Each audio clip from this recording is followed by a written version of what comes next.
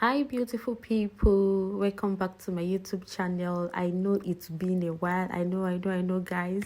I am so sorry, but in today's video I'll be showing you how to smoke. Not how to smoke widow, but how to smoke out your eyes. If you are a smoky eye lover, then this tutorial is for you. So first thing first, you need an eyeshadow primer.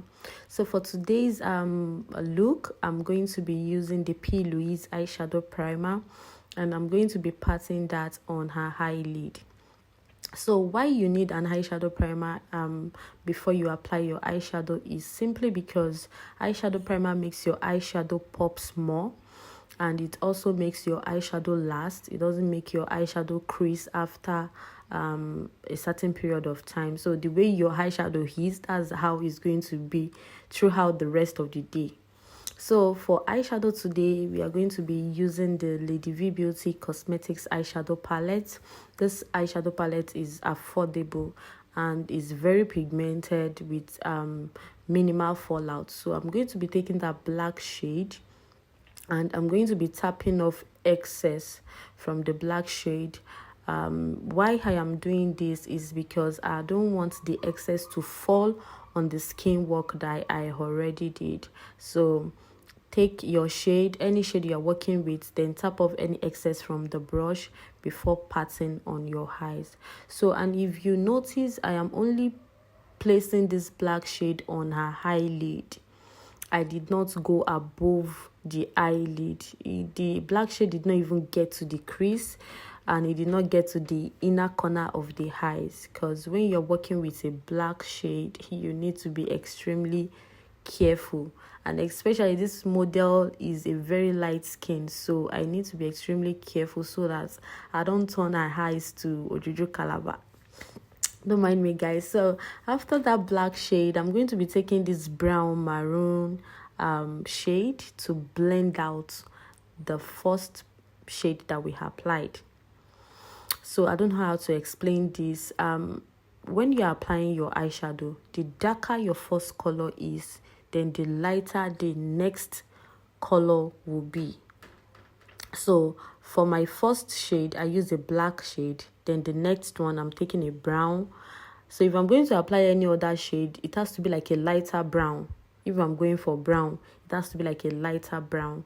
And if you are starting with your transition color first, if you don't want to start with the main color, you start with a lighter shade first. Then when you get to the lid, you go on with like a darker shade that you want. So and if you notice, even this brown shade, I am not taking it above the eyes. I'm still trying to work around the eyes. I did not take the brown shade to the crease area or to the brow bone. So you need to be extremely careful when applying your eyeshadow. Like, just work it out in section. So I had to change my brush because I am getting to the part that I don't want the eyeshadow to spread, to like overly spread to where I don't want it to spread to. I don't know if that makes sense. I don't want my eyeshadow to spread to the brow bone, and I don't want that dark color to spread to the inner corner of the eyes. Do you get? So I needed a smaller brush for that, because if I use that big brush, it's going to take it to where I don't want it to take it to. So what I'm doing here is I took like a more lighter soft brown shade to blend out the brown that I applied earlier, and I'm also trying to blend out the inner corner of her eyes, because I did not apply black shade in there, and I did not apply a brown color in there. So for my next shade, I'm going to be taking this beautiful orange shade from the Zikel Cosmetics X Rios eyeshadow palette. And you asked me that, okay, what is orange doing in all of this? Is because I want that sunset effect. I don't know if that makes sense. That orange is going to give it like a more sunset kind of flawless effect. I don't know how to explain it.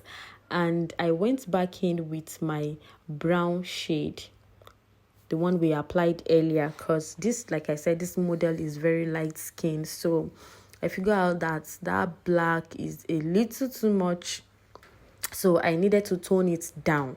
That was why I went in back with the brown shade. And yeah, I'm just like trying to blend the eyeshadow properly. And for my tear duct, I'm like, okay, if you like, you can leave your eyeshadow like this without applying anything in the tear duct. But just because I'm extra and I'm a professional makeup artist, sorry guys, I'm just kidding. I'm just like, okay, you know what, let's do something different. So instead of applying a pigment or a shimmer eyeshadow, I'm like, let me just apply like a matte nude eyeshadow in my tear duct. And because this eyeshadow is pigmented, look at the eyeshadow stays. So I took a more precise brush to do this, actually, like a very precise tiny brush, because I don't want it to spread all over the place. If it spreads all over the place, it won't make sense, to be honest. So once that is done, I went in to line a waterline with my Tayela Cosmetics gel liner. If you have the Mabrook pencil liner, you can also use that as well. That is very good. Like it is also tear proof or waterproof. It's a good buy. The Mabrook pen liner, it's a good buy. So I'm going to do that on the other eye as well. And when you align your eye, when you are lining your eye rather, you need to make sure that your liner looks the same. If the other eye is not bold, don't make the second eye bold. If you mistakenly make the second eye bold, you have to go back to the first one that you applied earlier and try to make it bold. Else, your eye will be looking a bit different and weird, kind of. I don't know if you understand. So, and when you are doing this, just take your time so that you don't tear up. Do you get? You can do and stop, do and stop. And once this is done, I went ahead to apply my mascara to prep it for my false lashes. Then I take this soft lashes from my lash palette. I'm like, let me just go for an eyelashes that is not too dramatic, that will not overshadow the eyeshadow that I did. I don't know if you understand. That will not like over crown the eyeshadow that I did. So I figured out that this lashes is the perfect one for this look. And I went ahead to smoke out the under eye. I just repeated what I did on the upper parts. I repeated it on the lower part, and I glossed the lip up. And here is the finished look, guys. I do hope you love this tutorial. If you do, please kindly do give this video a thumbs up, and I will see you guys in my next one. Bye.